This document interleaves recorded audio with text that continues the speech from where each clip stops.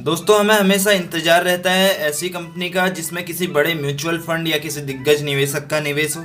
क्योंकि ये लोग काफ़ी गहरी रिसर्च करते हैं, इनके फंड मैनेजर काफ़ी साफ माइंड होते हैं, तो ऐसी कंपनीज में निवेश करने के लिए हमें ज़्यादा रिसर्च की ज़रूरत नहीं पड़ती। और अगर हम लॉन्ग टर्म के निवेशक हैं तो रिटर्न्स अच्छे मिल जाते हैं। तो हमें ज़रूरत होती है कि ऐसी इन्फॉर्मेशन जो है हमें टाइम से मिल जाए, ताकि टाइम से हम भी निवेश कर सकें।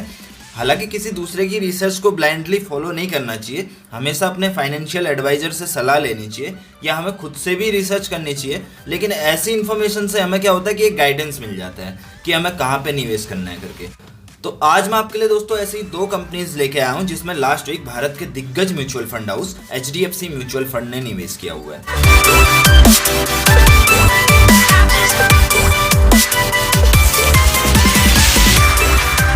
तो दोस्तों, इसमें से हमारी पहली कंपनी है IRB इंफ्रा डेवलपर्स। इसमें HDFC म्यूचुअल फंड ने 1 जून को काफ़ी भारी मात्रा में जो है बाइंग करी है और 111 रुपये पर इक्विटी शेयर के हिसाब से बाई किया हुआ है। और ये कंपनी जो है रोड कंस्ट्रक्शन से रिलेटेड काम करती है, इंफ्रास्ट्रक्चर कंपनी है दोस्तों।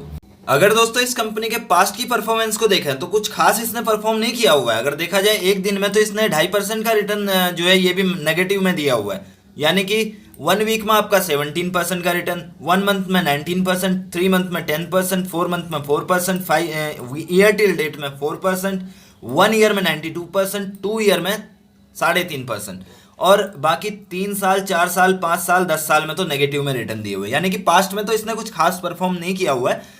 हो सकता है फ्यूचर में ये कंपनी अच्छे रिटर्न दे दे। अंडर वैल्यूड कंपनी है, इसलिए HDFC म्यूचुअल फंड ने इसके ऊपर में निवेश किया हुआ है। हो सकता है इसकी कुछ आगे की स्ट्रेटजीज हो जो कंपनी को पसंद आई हुई है, इस वजह से इसमें निवेश किया हो। अब अगर इसके वैल्यूएशन देखें दोस्तों तो 37 के PE पे ये मिल रहा है। प्राइस टू बुक इसका प्राइस टू बुक से काफी नीचे है दोस्तों, ये अच्छी बात है।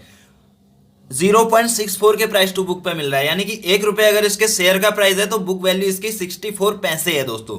EV टू EBIT की बात करें तो 10.29 है, EV टू EBITDA 7.90 है, EV टू कैपिटल एम्प्लॉयड भी इसका अच्छा है 0.89, EV टू सेल्स इसका 3.75 है, पैग रेशियो 0 बता रहा है। डिविडेंड यील्ड देखो दोस्तों 4% की डिविडेंड यील्ड है।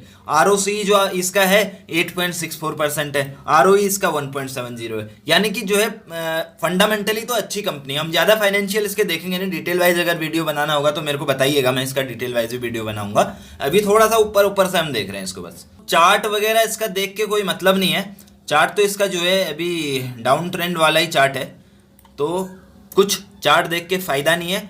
बट हाँ, कंपनी जो है अभी ओवरऑल जब से ये कंपनी लिस्ट हुई थी, देखो दोस्तों अभी भी लिस्टिंग प्राइस से भी अपने नीचे 2008 के आसपास में ये कंपनी लिस्ट हुई थी। ये एक इंफ्रास्ट्रक्चर कंपनी है, तो इंफ्रास्ट्रक्चर में गवर्नमेंट की जो इकोनॉमी का जो रोल होता है काफ़ी ज़्यादा डिपेंड करता है उसके ऊपर कि इकोनॉमी किस तरीके से चल रही है। इंफ्रास्ट्रक्चर बिल्ड होगा तो इकोनॉमी बिल्ड होगी, इकोनॉमी बिल्ड होगी तो उसके बाद में कंपनी बिल्ड होती है। ये सिचुएशन होती है दोस्तों। इकोनॉमी अगर सही चल रही है तो ऑर्डर्स वगैरह अच्छे मिलते हैं, कंपनी को डेवलपमेंट होता है और कंपनी में भी डेवलपमेंट होता है उस हिसाब से। तो अगर देखा जाए लिस्टिंग से अभी ये 35% नीचे मिल रही है। वैल्यू अच्छी है कंपनी के अंदर में और एक दिग्गज निवेशक ने भी निवेश कर दिया, तो इस लिहाज से अगर हम निवेश करना चाहें तो इसमें कर सकते हैं, बशर्ते हम अपनी रिसर्च भी करें। इस लिस्ट में हमारी दूसरी कंपनी है दोस्तों पावर मैक प्रोजेक्ट्स लिमिटेड। ये एक इंफ्रास्ट्रक्चर कंपनी है। ये भी एक तरीके से ये इंजीनियरिंग कंपनी है। इंफ्रास्ट्रक्चर और इंजीनियरिंग में थोड़ा सा फर्क हो जाता है।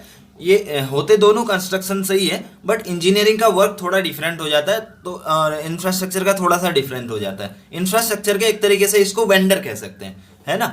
और इसका जो HDFC म्यूचुअल फंड ने 633 रुपये पर इक्विटी शेयर के हिसाब से 3 जून में को इसमें बाइंग करी है। इसके रिटर्न्स की अगर बात करें तो एक दिन में ये अच्छा चला है दोस्तों, 10% तक के इसने रिटर्न दिए एक दिन में। 1 वीक में 12%, यानी कि शुक्रवार का जो सेशन था उसमें इसने 10% का रिटर्न दिया है। और अगर 1 वीक की बात करें तो 12%, 1 मंथ में 21%, 3 मंथ में 26%, 6 मंथ में 57%, ईयर टिल डेट में 59%, 1 ईयर में 77%, 2 ईयर्स में इसने नेगेटिव में रिटर्न दिया, 3 ईयर्स में नेगेटिव में रिटर्न दिया, 4 ईयर्स में अच्छे खासे रिटर्न इसने दिए नहीं है 16%, और 5 ईयर में 17%। और ये कंपनी 2015 में ही ये लिस्ट हुई कंपनी है, तो नई कंपनी है और स्मॉल कैप कंपनी है एक तरीके से। तो स्मॉल कैप कंपनी में भी जो म्यूचुअल फंड है, मैंने कई बार आपको बताया कि म्यूचुअल फंड और FI जो है स्मॉल कैप कंपनी में निवेश नहीं करते हैं। कुछ कंपनी के भविष्य को लेकर अगर उनको लगता है और वो पूरा डेप्थ में रिसर्च करते हैं, तो अगर उनको कुछ ऐसा दिखाई देता है तो ही वो निवेश करते हैं। तो ये एक पॉजिटिव पॉइंट है इसके लिए। इसका वैल्यूएशन अगर आप देखोगे दोस्तों तो अभी ये काफी महंगी लगेगी आपको, तो इसको पास्ट के हिसाब से नहीं देखना। इसका रिजल्ट भी मैंने देखा था, रिजल्ट इसका अच्छा नहीं आया था। सोचा था कि अगर अच्छा रिजल्ट होगा तो शेयर करूंगा आपके साथ में करके, तो रिजल्ट देखने के बाद में जो है मैं शेयर नहीं कर पाया क्योंकि अच्छा रिजल्ट नहीं था, तो डिस्कशन करके कोई मतलब नहीं था। आज इसके बारे में मैं आपसे डिस्कस कर रहा हूँ इसीलिए क्योंकि इसमें निवेश किया हुआ है HDFC म्यूचुअल फंड ने, तो ये रीजन है मेरा शेयर करने का। बाकी जो इसका पी रेशियो है अभी आपको नेगेटिव में दिखाएगा, 20% नेगेटिव में आपको दिखाएगा। प्राइस टू बुक इसका जो है 1.18 है, यानी कि शेयर प्राइस और प्राइस बुक वैल्यू जो है एक ही है इसका। और ईवी टू ईबिट इसका माइनस में ही है, ईवी टू ईबिटा इसका 47 है, और ईवी टू कैपिटल एम्प्लॉयड 1.12 है, ईवी टू सेल्स इसका 0.84 है, पैग रेशियो 0 बता रहा है, डिविडेंड ज़्यादा देती नहीं है कंपनी। लेटेस्ट ROC जो है इसका 3.42% है, ROE इसका जो है माइनस में है, -1.92%। यानी कि दोस्तों अगर पास्ट परफॉर्मेंस के हिसाब से देखा जाए तो इसने जो है रिटर्न अच्छे नहीं दिए। दूसरी बात फाइनेंशियल भी इसके पुराने टाइम में अच्छे नहीं है। अभी इसमें शायद हो सकता है कुछ नया डेवलपमेंट होने वाला हो जिस वजह से HDFC म्यूचुअल फंड इस कंपनी को खरीद रहा है। अगेन मैं आपसे कहूंगा कि अगर आप खरीदने की प्लानिंग कर रहे हैं इस शेयर को तो आप अपनी रिसर्च जरूर कीजिए और अपने फाइनेंशियल एडवाइजर से सलाह जरूर ले लीजिए। आगे चलते हैं। चार्ट पैटर्न देख के तो कोई मतलब नहीं है दोस्तों, ज़्यादा कुछ खास किया नहीं है पास्ट में इसने। पास्ट परफॉर्मेंस को देख के कोई मतलब नहीं है। 10% के रिटर्न जो है जब से लिस्ट हुई है 2015 में लिस्ट हुई थी, अब तक 10% के खाली इसने रिटर्न दिए हुए हैं। और आगे देखो अभी बॉटम पे है, आगे क्या पता अच्छे रिटर्न दे। HDFC म्यूचुअल फंड ने भी हमें एक अपना श्योरिटी दे दिया कि भैया मैं निवेश कर रहा हूँ तो हम भी इसमें कर सकते हैं, है ना। तो ये है।